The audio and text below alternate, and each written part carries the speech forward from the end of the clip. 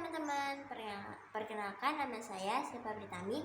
Saya berasal dari SMA Negeri Sumatera Selatan. Nah, jadi saya bakal vlog tentang materi sosiologi dari Bu Eliza. Nah, kita di sini bakal bahas materi yang sebenarnya tuh sedikit umum dan sedikit kayak sering banget kita temuin di sekitar kita. Tahu nggak itu apa? Itu massa. Nah, pertama-tama apa sih yang dimaksud dengan massa?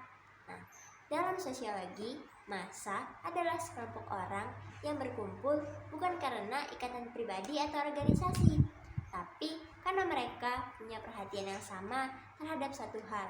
Jadi, massa itu terbentuk lebih spontan tanpa struktur yang jelas. Contoh gampangnya itu tuh kayak penonton konser, terus orang-orang yang hadir di pertandingan sepak bola, bahkan kerumunan warga yang melihat kecelakaan di jalan.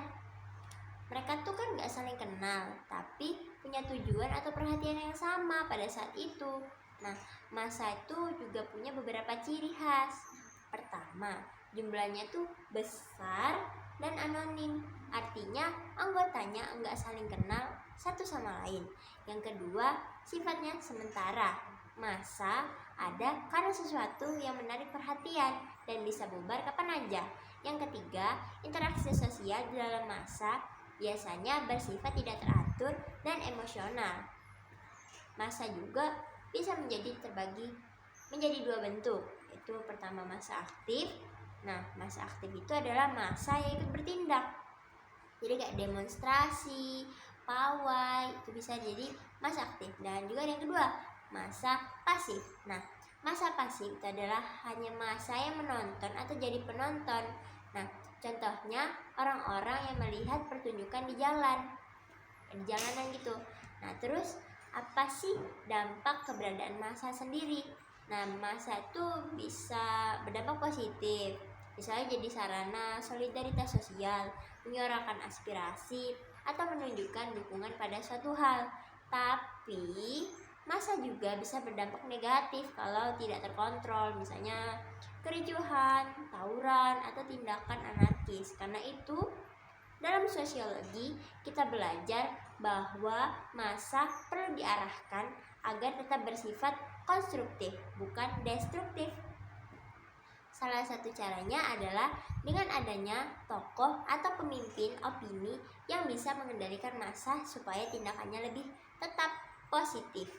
Nah, jadi teman-teman, massa itu bukan sekedar kerumunan orang.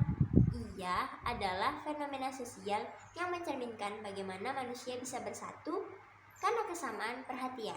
Nah, tinggal bagaimana cara kita sebagai bagian dari masyarakat bisa mengendalikannya agar memberikan manfaat, bukan kerugian.